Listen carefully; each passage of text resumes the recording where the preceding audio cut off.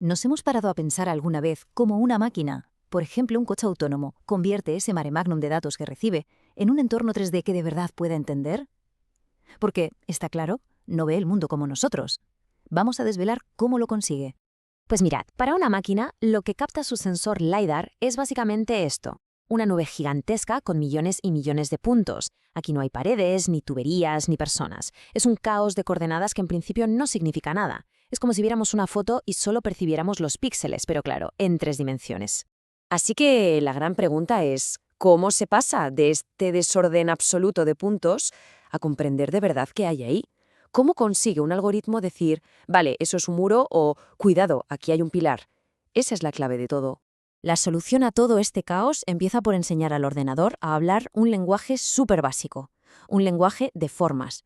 Se trata de encontrar la manera de poner un poco de orden en esa nube de puntos. Y esos bloques de construcción, ese lenguaje básico, se llama primitivas geométricas.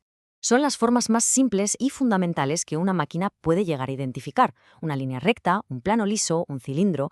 Pensemos en ellas como si fueran las letras del abecedario del mundo 3D para un ordenador. Pero ojo, que estas primitivas no son todas iguales, ¿eh? Se organizan en dos grandes familias. Por un lado, tenemos las primitivas de forma, que vendrían a ser la chicha, la sustancia de un objeto, y por otro las primitivas de estructura, que son más bien su esqueleto. A ver, para que quede más claro, las primitivas de forma son el relleno, la superficie plana de una pared o el volumen de una columna cilíndrica, es el cuerpo del objeto. En cambio, las primitivas de estructura son los contornos, esa línea afilada de la esquina de un edificio o la red de ramas de un árbol. Definen, por así decirlo, los límites y el esqueleto. Vale, ya sabemos lo que son las primitivas, pero ¿cómo narices las encuentra el ordenador en esa nube de puntos tan enorme? Bueno, pues aquí es donde la cosa se pone interesante, porque es como un auténtico trabajo de detective, buscando patrones que están escondidos en una escena que parece caótica. La pregunta del millón es, ¿qué método se utiliza para analizar millones de puntos y decidir, vale, estos 300.000 puntos de aquí, juntos, forman un plano perfecto? Porque desde luego, a mano no se puede hacer. Hacen falta algoritmos muy, muy listos. Pues uno de los métodos más potentes es el RANSAC, que funciona como un juego de adivina y comprueba, pero a una velocidad de vértigo. Primero, el algoritmo lanza una hipótesis, coge 3 puntos al azar y dice, ¿y si esto fuera un plano? Segundo, comprueba cuántos otros puntos de por ahí cerca encajan bien en esa suposición. Tercero, repite este proceso miles de veces por segundo, creando un montón de posibles planos. Y al final, el paso clave, elige la hipótesis que haya conseguido más apoyos, o sea, la que mejor explique la mayor cantidad de puntos. Y esta imagen lo ilustra de una forma brutal. A la izquierda, los datos en bruto. En el centro, un montón de hipótesis aleatorias, un caos de líneas que podrían ser. Pero después de ese proceso de verificación, el algoritmo se queda solo con las 4 líneas que de verdad representan el conjunto de puntos, creando la estructura limpia y ordenada que vemos a la derecha. Es un paso de la locura a la certeza. Pero claro, encontrar las formas es solo la mitad del camino. Las primeras detecciones, las que se basan solo en los datos, casi nunca son perfectas. Necesitan, digamos, un toque de realismo. El problema es que el mundo real tiene ruido, hay objetos que tapan a otros, y eso crea huecos en los datos. Esto hace que las primitivas que se detectan al principio sean un poco irregulares, que estén un poco desviadas. Una pared detectada podría no ser perfectamente vertical, o dos paredes que deberían ser paralelas pues tienen una ligera inclinación rara. Y aquí es donde entra en juego la regularización de primitivas. Es, básicamente, aplicar la lógica del mundo real a esas formas imperfectas.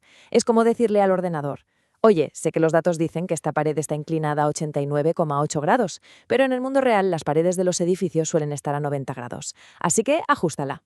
El resultado de este proceso es, bueno, es que es espectacular.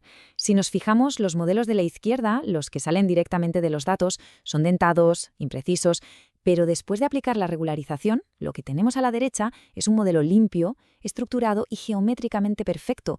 Al imponerle esas reglas del mundo real, como el paralelismo y los ángulos rectos, se crea una representación mucho más fiel y, sobre todo, mucho más útil.